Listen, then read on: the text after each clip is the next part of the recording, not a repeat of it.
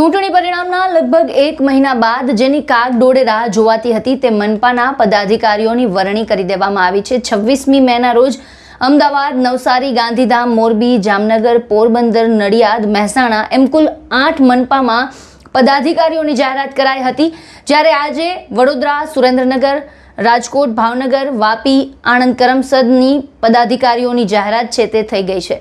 પરંતુ સુરત મહાનગરપાલિકામાં નવા હોદ્દેદારોના નામ માટે ઘણી રાહ જોવી પડી અને આખરે 3 કલાકની જદ્દોજહદ બાદ નામ છે તેની જાહેર કરવામાં આવ્યા।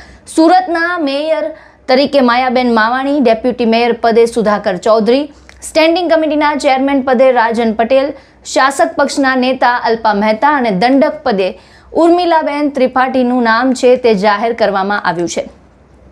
ઉલ્લેખનીય છે કે ગત વખતે દક્ષેશ માવાણી મેયર પદે હતા, આમ આ વખતે પણ એક સૌરાષ્ટ્રવાસી નામે જ મેયર પદ છે તે ગયું છે। તેમાં પણ રસપ્રદ વાત એ છે કે એ પણ માવાણીને જ શિરે મેયર પદનો તાજ છે તે મુકાયો છે। આપને જણાવી દઈએ કે ભાજપ દ્વારા 15માંથી 14 મનપામાં હોદ્દેદારોની જાહેરાત કરવામાં આવી હતી, પરંતુ સુરતના નામ જાહેર કરવામાં ભાજપને પરસેવો છૂટી ગયો। CR પાટીલ અને હર્ષ સંઘવીમાં જે સુરતમાં બપોરના 1:30 વાગ્યે આખરે મેયર સહિતના પદાધિકારીઓના નામ છે તે નક્કી થઈ શક્યા હતા। સુરતમાં હરીફ જૂથ વચ્ચે ભારે લોબિંગ ચાલી રહ્યું હતું। 3 કલાકથી નામ જાહેર ન થતા ઉત્તેજનાભર્યો માહોલ છે તે જોવા મળ્યો, જેને પગલે ગાંધીનગર સુધી ફોન લગાવવામાં આવ્યા હતા। ઇતિહાસમાં કદાચ પહેલીવાર એવું બન્યું હશે કે રાજ્યની અન્ય મનપાના હોદ્દેદારોના નામ જાહેર થઈ ગયા હોય પણ સુરત મનપાના મેયર, ડેપ્યુટી મેયર માટે આટલી લાંબી રાહ જોવી પડી હોય।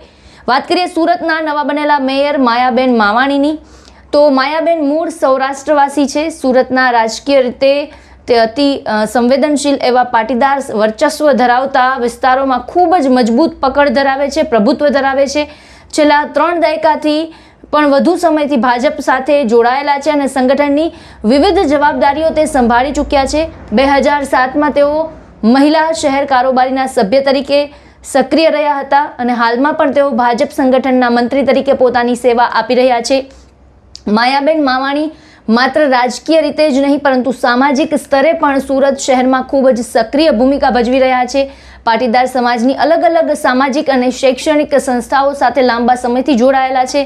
ખાસ કરીને સુરતમાં વસતા સૌરાષ્ટ્રવાસીઓના હૃદય સમી સંસ્થા સૌરાષ્ટ્ર પટેલ સમાજ સાથે તેઓ ઘણા વર્ષોથી ગાઢ રીતે સંકળાયેલા છે અને સામાજિક કાર્યોમાં અગ્રેસર રહ્યા છે। પાટીદાર અનામત આંદોલન બાદ સુરતના આ વિસ્તારોમાં ભાજપ માટે સામાજિક સંતુલન જાળવવું હંમેશા પડકારજનક રહ્યું છે। ત્યારે માયાબેન જેવા સામાજિક સ્વીકૃતિ ધરાવતા ચહેરાને મેયર પદ સોંપવાથી ભાજપને આગામી સમયમાં મોટો રાજકીય ફાયદો થશે તેવું રાજકીય વિશ્લેષકો માની રહ્યા છે।